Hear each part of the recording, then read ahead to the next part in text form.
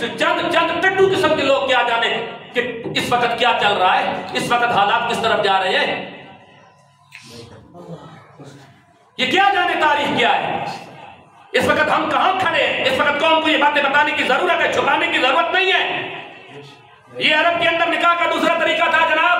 तीसरा तरीका अरब के अंदर ये था। इस तीसरे तरीके पे गौर करना, मक्के की ये कुरैशी औरतें नहीं है, ये बात मेरे साथ दोहरा ले कि ये कुरैशी औरतें नहीं है, ये हाशमी औरतें भी नहीं है, ये वो खानदान नहीं है, चाहे वो काफिर ही क्यों ना हो, लेकिन उनके अंदर गैरत जो थी ना वो बहुत ज्यादा थी।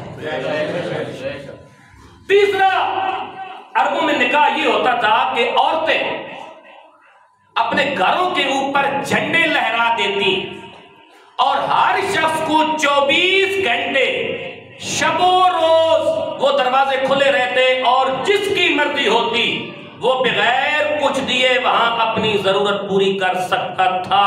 लेकिन उसके बाद वो औरतें भी जिसको चाहती उस मर्द को अपनी औलाद का बाप बना देती और उस मर्द को इनकार न होता कि वो इनकार कर सकता। ये निकाह का तीसरा तरीका। चौथा सुन लो जी, पोशीदा निकाह। ये वो निकाह होता था कि जो खामोशी से मर्द और औरत कर लेते लेकिन मुआशरे में किसी को खबर न होती और वो अपनी जरूरत पूरी करते। ये चौथा निकाह था। पांचवा निकाह जिसको निकाह मुद्दा कहा जाता है, ये भी अरब के अंदर मौजूद था।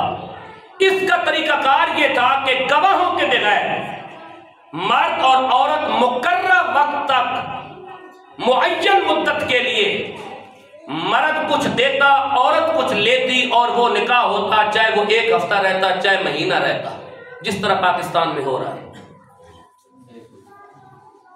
ये सारा कुछ हो रहा है जनाब, ये सारा कुछ हो रहा है। अगर आपको नहीं पता तो इसका ये मतलब नहीं है कि नहीं हो रहा, और ये सारा कुछ सियासी जलसों में हो रहा है।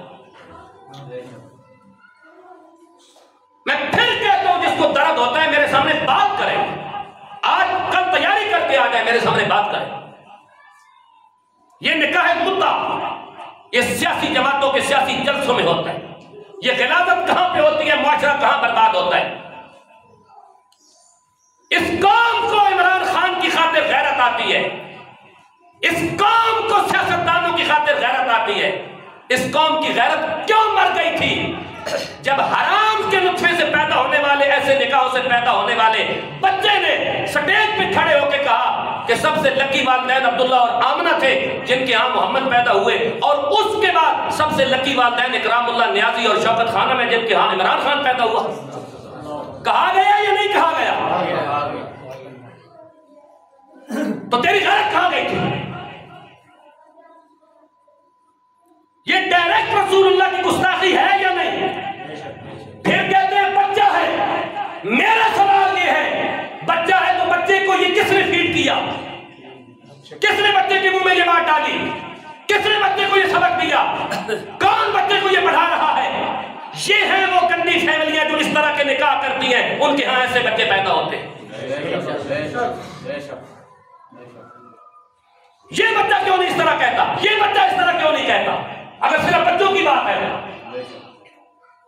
अगर बच्चों की बात है तो ये बच्चे तो शरारतें भी कर रहे हैं, लेकिन इनकी जुबान पर कोई कुफ्र जुमला तो नहीं आ रहा। ये है वो गंदे निकाहों के साथ पैदा होने वाली गंदी नस्ल।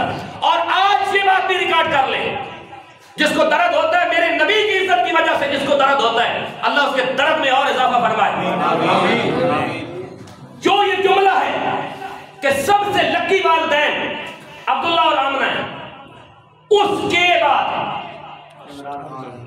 लफ्ज़ पे गौर करो, सबसे लकी वालिदैन अब्दुल्ला और आमना है जिनके यहां मोहम्मद पैदा हुए, उसके बाद इकरामुल्लाह नियाजी और शौकत खानम है जिनके यहां इमरान खान पैदा हुआ। मेरा सवाल ये है, सबसे लकी वालिदैन अब्दुल्ला और आमना है जिनके यहां मोहम्मद पैदा हुआ, उसके बाद फिर कोई वालिदैन लकी नहीं है, तो फिर हुजूर और हजरत खदीजा को कहां रखोगे?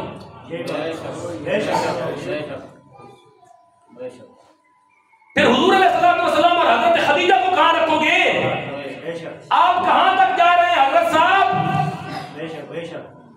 अब्दुल्ला और आमना तो लकी वालदैन है, कोई शक नहीं। उसके बाद और कोई लकी वालदैन नहीं, तो हजरत खदीजा और नबी करीम को कहां पे रखोगे, जिनके यहाँ सईदा कायनात रुकैया, उम्मे कुलसूम और ज़ैनब और इब्राहिम और अब्दुल्ला और ताहिर पैदा होते हैं। बहसियत वालदैन हुजूर